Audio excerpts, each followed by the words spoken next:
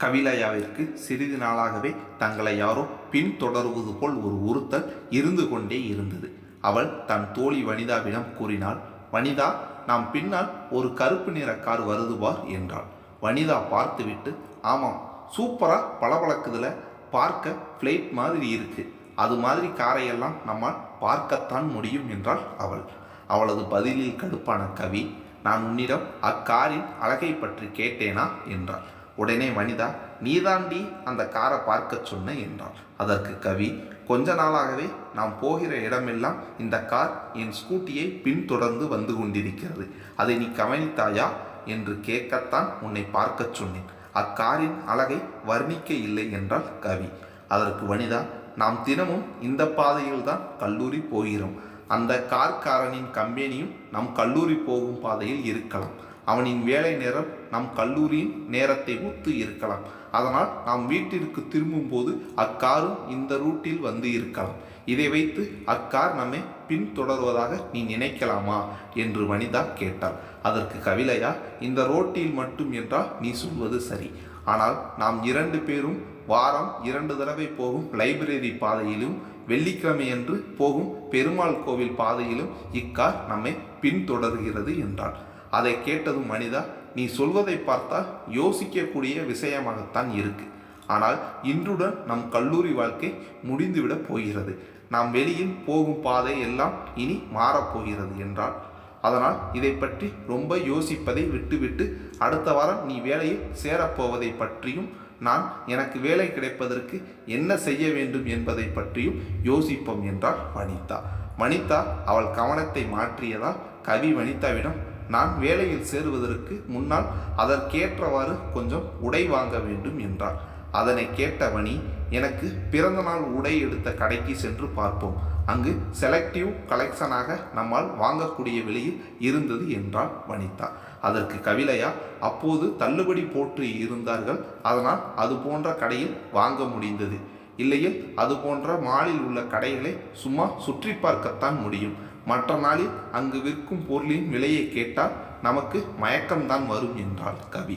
அதற்கு வனி, நான் நாளைக்கு மதியானம் சாப்பிட்டு முடித்து உன் வீட்டிற்கு வருவேன். நீ கிளம்பி இருக்கிறாய், நாம் போய் அந்த கடையில் உடை வாங்கத்தான் போகிறோம் என்று கூறிக்கொண்டு வரும்போதே வனிதாவின் வீடு வந்துவிட்டது.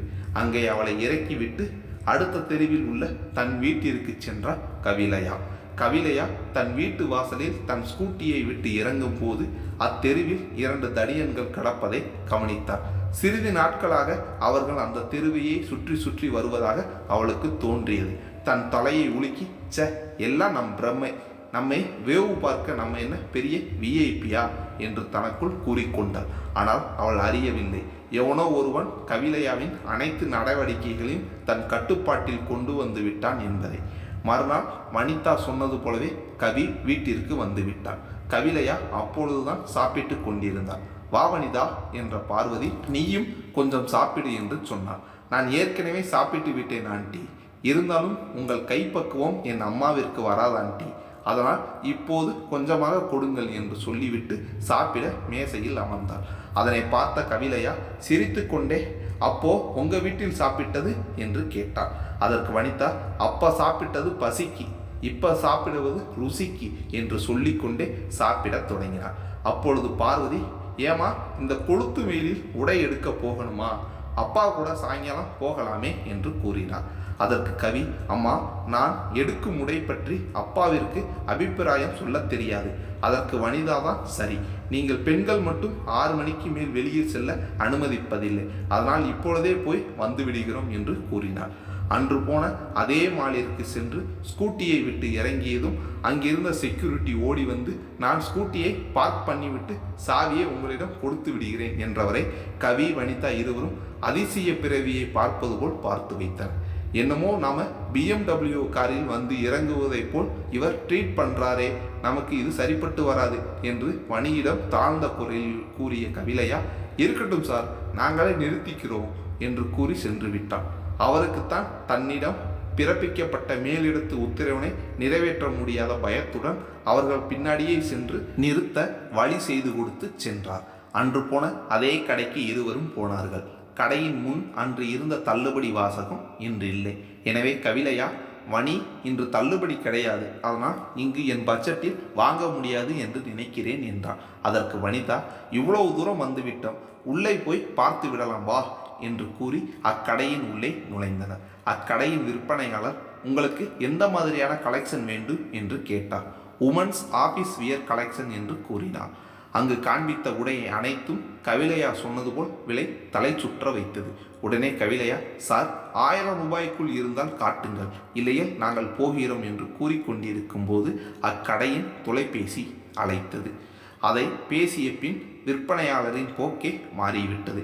மேடம், இங்கு நீங்கள் வாங்கும் எல்லாமே 1000 ரூபாய்க்கு உள்ளேதான். இக்கடையின் உரிமையாளரின் பிறந்த நாளிற்கு இன்று உங்களுக்கு இச்சலுகை வழங்கப்பட்டுள்ளது என்று கூறி உடைகளை அவள் முன் குவித்து விட்டான். உட்கார சொல்லி உபசரித்து சாப்பிட கூல் காஃபி வரவழைத்து கொடுத்தார். மணி கவியிடம், இன்று உனக்கு அதிர்ஷ்டமான நாள் என்று காலண்டரில் போட்டிருக்கும், வீட்டிற்கு போய் பார்த்துவிட்டு சொல் என்று கூறிக்கொண்டே அக்கடையில் அவர்களுக்கு தேவையான உடையை எடுத்து முடிக்கும் போது அங்கு மகிந்தனும் கதிரும் வந்தனர். கவிலையா பணம் செலுத்தி ரசீது வாங்கும் வரை மகிந்தனின் பார்வை கவிலையாவை பின்தொடர்ந்து கொண்டிருந்தது. மகிந்தன் அக்கடைக்குள் நுழையும் போதே கவிலையா பார்த்து விட்டார். இம்மூஞ்சியை எங்கேயோ பார்த்திருக்கிறோமே என்று நினைக்கும் போதே அன்று அவனை பார்த்ததும் அதன் பின் நடந்த நிகழ்வுகளும் அவளுக்கு ஞாபகம் வந்தது. அதனால் அவள் வெறுப்பாக முகத்தை மறுபுறம் திருப்பிக் கொண்டாள். ஆனாலும் அவன் பார்வை தன்னை தொடர்வதை அவளால் உணர முடிந்தது. ஏனோ அப்பார்வையில் அவளுக்கு நடுக்கம் பிறந்ததால் வனிதாவின் கையை இறுக்கி பிடித்து கொண்டாள். ஆனால் வனிதாவோ இது எதையும் உணரவில்லை. அதனால், ஏண்டி என் கையை இந்த அழுத்துற என்றாள். அன்னைக்கு நாம் இங்கு வரும்போது ஒருத்தன் என்னை கீழே விழாமல் பிடித்து பின் வம்பு செய்தானே, அவன் இன்று நம்மளையே முறைத்து பார்க்கிறான் என்றாள். உடனே வனிதா திரும்பி பார்த்தாள். அவள் பார்த்ததும் ஹாய் என்று கூறி மகிந்தன் கை அசைத்தான். பக்கத்தில் நின்ற கதிர் சுவாரஸ்யமாக அவர்களை வேடிக்கை பார்த்தான்.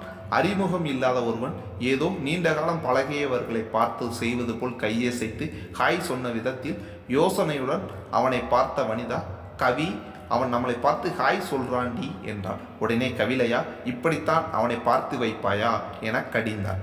என்னடி கவி, நீதானே அவன் முறைக்கிறான் என்று சொன்னாய், எவன் அவன் நம்மை பார்த்து முறைப்பது என்று பார்த்தேன், இது குற்றமா என்று கூறினான். நீ பார்த்தது குற்றமில்லை, அவனுக்கு தெரியும்படி பார்த்ததுதான் தப்பு. இப்ப பார், அவன் உன்னை பார்த்து கையை ஆட்டி திரும்பவும் அம்பிலுக்க ஆரம்பித்து விட்டான். நாம் அவனை கவனிக்காதது மாதிரி சீக்கிரம் வெளியே போய்விடுவோம் என்று கூறி ஒரு கையில் வனிதாவை பிடித்து கொண்டு மற்றொரு கையில் உடை அடங்கிய பையை எடுத்துக்கொண்டு விறுவிறு என்று வாசலை நோக்கி சென்றான். உடனே மகிந்தன், ஏய் மெதுவா நட பேபி, அன்று போல் திரும்ப நீ கீழே விழ நான் பிடிக்க என்று சீன் கிரியேட் ஆகிவிடப் போகிறது என்றான். அவனின் பேபி என்ற வார்த்தையிலே கோபமான கவிலையா அவனின் உரிமையானவர்களிடம் பேசுவதை போன்ற தோரணையினால் வெகுண்ட கவிலையா, நீங்கள் யார் சார், என்னை எப்படி பேபி என்று கூப்பிடலாம்? இது போன்ற பேச்சையெல்லாம் அன்று உங்களுடன் வந்தார்களே ஒரு பெண், அவளிடம் வைத்துக் கொள்ளுங்கள். இன்னும் ஒரு தடவை என்னிடம் இது போன்று நடந்து கொண்டால் பின் நான் மனுஷியாக இருக்க மாட்டேன் என்று கூறி வாடி போகலாம் என்று தோழியை இழுத்து கொண்டு சென்றாள். அவள் அவ்வாறு பேசியதும் கதிருக்கு அவள் மேல் பயங்கர கோபம் வந்தது. அவனின் கோபத்தை கண்ட மகிந்தன், கதிர், நீ டென்ஷன் ஆகாத, எங்கே போயிட போகிறாள், நம்ம கிட்டத்தானே வேலைக்கு வரப்போறா, பார்த்து கிடலாம் என்று கூறியபடி மால் விட்டு வெளியே வந்து நின்றதும் அவன் காரும் வாசலுக்கு வந்தது. அவன் காரில் ஏறும்போது கவியும் மணியும் அவனை அதிர்ச்சியுடன் பார்ப்பதை பார்த்து ஒரு நிமிடம் அவன் கண் பளிச்சிட்டது. பின் அவன் உதடுகள் கண்டுபிடிச்சிட்டான் என்று கூறி பின் கவியை பார்த்து கண் சிமிட்டி விட்டு காரில் ஏறி சென்று விட்டான். வனிதா, கவி இத்தனை நாள் நம்மை பின்தொடர்ந்த கார் இவனுடையதுதான் போல் என்று கூறினார். உடனே, ஆமாம் மணி, அன்று நீ கூறியது போல் என்னை பழிவாங்க கிளம்பி வந்துட்டான் போல எனக்கு பயமாக இருக்கிறது என்றார். தன் தோழி பயப்படுவதை பார்த்த வனிதா, உடனே இதை உன் அப்பாவிடம் சொல்லிவிடு என்று கூறினார். அச்சச்சோ, நீ அப்பாவிடம் உளறிவிடாதே, ஏற்கனவே எனக்கு கல்யாணம் செய்ய வேண்டும் என்று கூறினார்கள். நான் தான் கெஞ்சி 1 வருடம் வேலைக்கு போக அனுமதி வாங்கியிருக்கிறேன். இப்பொழுது இதை சொன்னால் பயந்து போய் வேலைக்கு அனுப்ப மாட்டார்கள், கல்யாணம் பண்ணி கணவன் வீட்டிற்கு அனுப்பி விடுவார்கள் என்றார். இனிமேல் பகலில் கூட வெளியில் எங்கும் தனியாக கொஞ்ச நாள் போகக்கூடாது. மகிந்தன் சாஃப்ட்வேர் கம்பெனியின் பஸ் எங்கள் வீட்டில் இருந்து நடக்கும் தொலைவில் உள்ள மெயின் ரோட்டில் செல்வதை பார்த்திருக்கிறேன். அதில்தான் வேலைக்கு செல்லணும், ஸ்கூட்டியில் செல்லக்கூடாது என்று கூறினார். ஒரு சில மாதம் அவன் கண்ணில் படாமல் இருந்தால் அவனுடைய வேலையை பார்க்க போய்விடப் போகிறான் என்றார். அவன் பெயர் மகிந்தன் என்பதையும் அவனிடம்தான் வேலைக்கு போகப் போகிறோம் என்பதையும் கவிலையா அறியவில்லை. அன்று காலை கவிலையா, அம்மா இங்க வாங்க, வருண் என்னுடைய பேனாவை கொடுக்க மாட்டேன் என்று வம்பு செய்கிறான் என்று தன் அறையில் இருந்து கத்திக்கொண்டு இருந்தார். அதற்கு பார்வதி, நான் அடுப்படியில் வேலை பார்க்கவா அல்லது உங்க 2 பேருக்கும் வழக்கு தீர்க்கவா என்று கூறிக்கொண்டு இருக்கும்போது, வருண் உன்னால் என்னிடம் பிடுங்க முடிந்தால் பிடுங்கிக்கொள் என்று கூறிக்கொண்டு முன் அறைக்கு ஓடி வந்தான். அவனை துரத்தி கொண்டு வந்த கவி அவன் கையில் இருந்த பேனாவினை பறிக்க, பேனா மூடி மட்டும் கவியின் கையில் இருந்தது. பேனா கீழே விழுந்து விட்டது. அப்பொழுது இங்கு என்ன சண்டை என்று கேட்டுக்கொண்டு வந்த ஈஸ்வரன் கீழே விழுந்த பேனாவை எடுத்தார். அப்பேனாவின் முனி முறிந்திருந்தது. அதை பார்த்து கவலையோடு கவிலையா, இன்று முதல் நாள் நான் வேலையில் சேர்வதற்கான ஒப்பந்தத்தில் கையொப்பமிடுவதற்காக வாங்கிய புது பேனா உடைந்து விட்டது என்றார். அதனை கேட்ட பார்வதிக்கு ஏனோ அது அவசகுணமாகப்பட்டது. வருண், சாரி கவி, இப்படி உடையும் என்று நான் நினைக்கவில்லை என்றான். ஈஸ்வரன், அவன்தான் சாரி கேட்டு விட்டானே கவி, பிறகு நீ போகும்போது வேற புதிய பேனாவை வாங்கி கொள்ளலாம் என்றார். ஈஸ்வரனிடம், இன்று முதலால் கவி வேலைக்கு செல்வதா, நீங்களும் கூட சென்று அவள் வேலை பார்க்கும் இடத்தை பார்த்து வாருங்கள் என சொன்னாள் பார்வதி. கவி, நீ செல்வதற்கு முன் விளக்கேற்றி சாமி கும்பிட மறக்காதே என்று கூறினான் பார்வதி. ஈஸ்வரன் தன் மகளுடன் அங்கிருந்த ரிசப்ஷன் சென்றதும் அங்கிருந்தவள் good morning, what you want என்று கேட்டதும் கவிலையா தன் பணி நியமன உத்தரவை காண்பித்தார். அதை அங்கிருந்த தொலைபேசி மூலம் உறுதி செய்துவிட்டு கவிலையாவை மட்டும் உள்ளே செல்ல அனுமதித்தார். கவிலையா தன் தந்தையிடம் விடைபெற அப்பா என்று அழைத்தார். அவள் அழைப்பதை கவனிக்காமல் அந்த கட்டிடத்தின் பிரம்மாண்டத்தையும் அங்கு பணிபுரியும் மற்ற பணியாளர்களின் நாகரிகமான தோற்றத்தையும் அவ்வலுவலகத்தின் தூய்மையையும் பார்த்து தன் மகளுக்கு அங்கு வேலை பார்ப்பதில் பெருமை அடைந்தார். திரும்பவும் அப்பா என்ற அழைப்பில் தன் மகளை பார்த்து வாழ்த்துக்கள் கூறி தான் வாங்கிய புது பேனாவை அவளிடம் கொடுத்து வெளியேறினார்.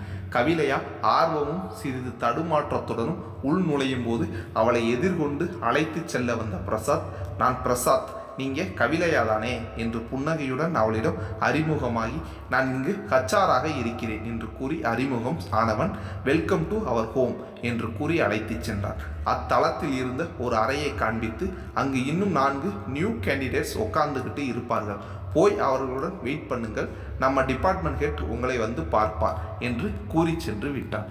அங்கு அவள் அமர்ந்து சிறிது நேரத்திலே அங்கு வந்தவர், hi, I am your department head Ram என்று கூறி கவிலையாவை தவிர மற்ற 4 பேரிடம் ஒப்பந்தத்தில் கையெழுத்து போட சொல்லி கூறிவிட்டு, மிஸ் கவிலையா ஃபாலோ மீ என்று கூறி உள் அழைத்து சென்று எம்டி மஹிந்தன் என்ற அறையின் கதவை திறந்து கூட்டிச் சென்றார். அது பார்ப்பதற்கு மிக பிரமாண்டமாக இருந்தது. 2 ஜோடி மேசையும் இருந்தது. ஒன்றில் மஹிந்தன் எம்டி என்ற போர்டு இருந்தது. ஆனால் அதன் இருக்கை காலியாக இருந்தது.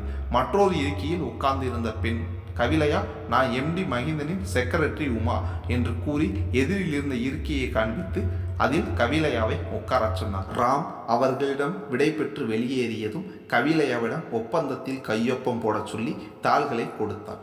அதை கையில் வாங்கி பார்த்த கவிலையா அதிர்ச்சியுடன் எழுந்து, மேடம், இது செக்ரட்டரி போஸ்டுக்கான ஒப்பந்த லெட்டர், நான் ஐடி மாணவி, இதில் ஏதோ குழப்பம் உள்ளது என்றார்.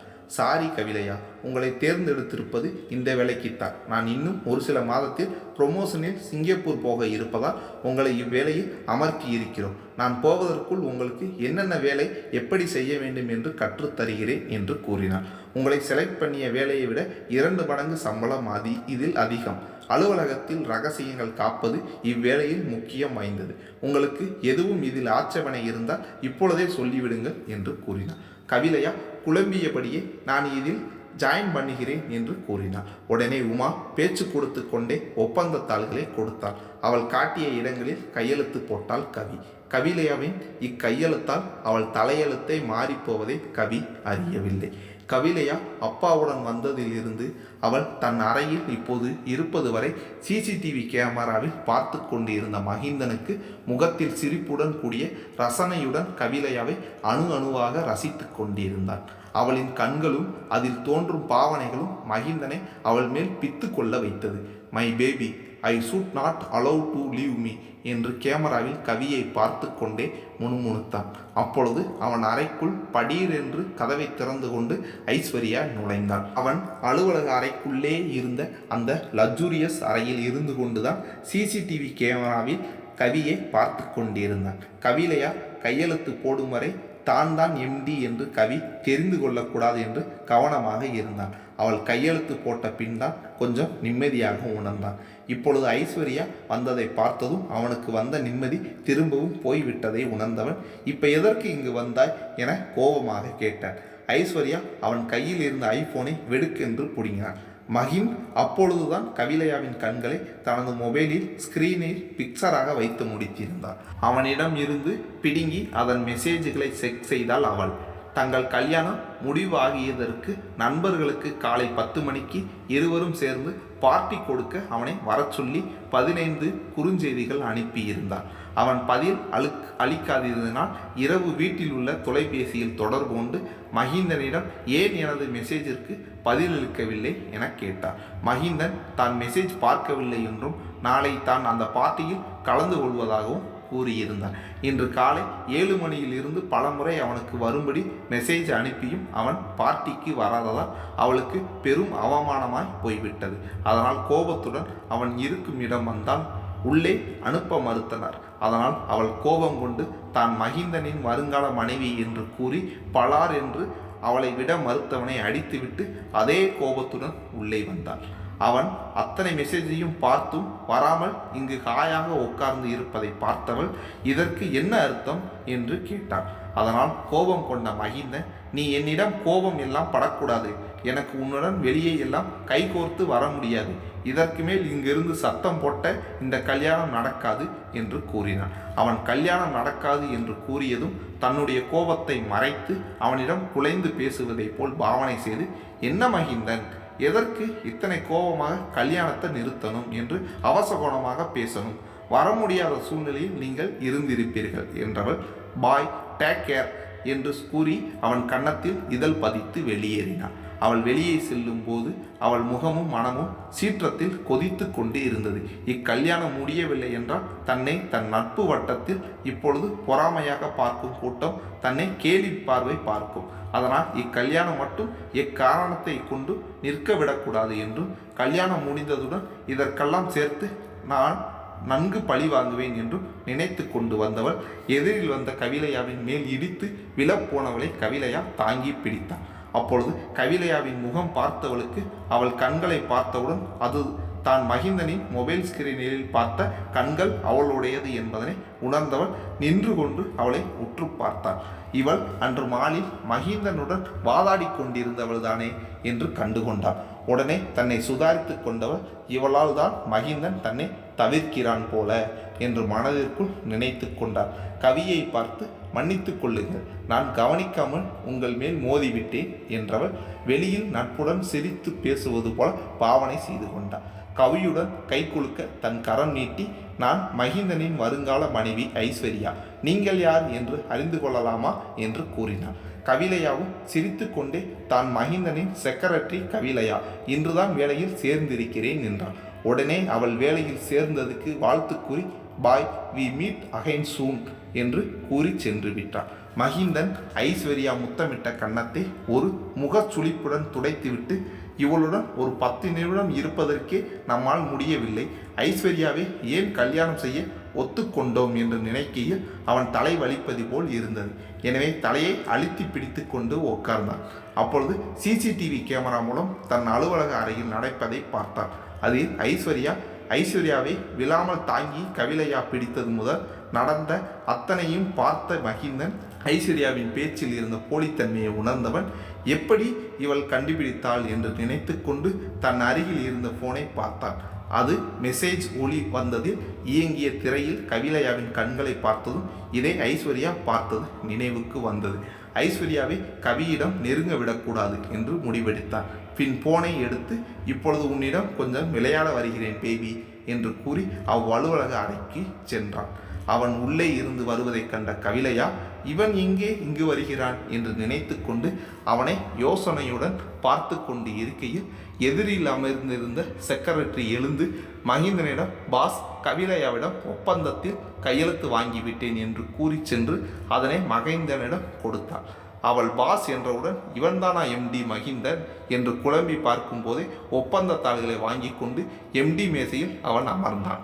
குட் ஜாப் உமா என்று கூறி, உமா, நீங்கள் ராமிடம் கொடுத்த ப்ராஜெக்ட் எந்த அளவில் முடிந்திருக்கிறது என்று பார்த்துவிட்டு வாருங்கள் என்று கூறி அனுப்பி வைத்தான். அவள் வெளியே சென்றதும் அதிர்ச்சியுடன் அமர்ந்திருந்த கவிலையாவை பார்த்து, இப்பொழுது நான் யார் என்று தெரிந்து கொண்டாய் அல்லவா என்று சொல்லி முடிக்கும் முன்பே, கவிலையா, எனக்கு இங்கு வேலை பார்க்க விருப்பமில்லை என்று கூறி வெளியேற போகும்போது ஒரு எட்டில் அவள் அருகில் வந்து கையை பிடித்து தடுத்த மகிந்தனை பார்த்து, கையை முதலில் விடுங்கள் என்று கூறி கண்களில் கோபத்துடன் பார்த்தாள். அவளின் கண்களை பார்த்து கொண்டே, விட முடியாது, என்ன செய்வாய் என்று மகிந்தன் சொன்னான். உடனே மற்றொரு கையை அடிப்பதற்கு ஓங்கியதும் ஓங்கிய கையை அடிக்க விடாமல் பிடித்து கொண்டு கோபத்துடன் அவள் இரு கையையும் அவன் பின்னால் கொண்டு சென்று பிடித்து தன் அருகில் அவளை இழுத்து கொண்டு அவள் கண்களையும் உதடுகளையும் மாறி மாறி பார்த்து கொண்டே மகிந்தன் கூறினான், என்னை கோபப்படுத்துவது உனக்கு நல்லதில்லை கவிலையா என்று உருமினான். அவன் கண்களின் கோபத்தையும் அவன் இறுக்கி பிடித்ததனால் ஏற்பட்ட வலியினாலும் பயந்து அவள் உடல் நடுங்க ஆரம்பித்தது. அவள் நடுங்கவும் தன்னுடைய பிடியை தளர்த்திவிட்டு தன் மேதையின் எதிரில் உள்ள இருக்கையில் காண்பித்து அதில் அவளை உட்காரு என்று சொல்லி தன் இருக்கையில் அமர்ந்தான் மகிந்தன்.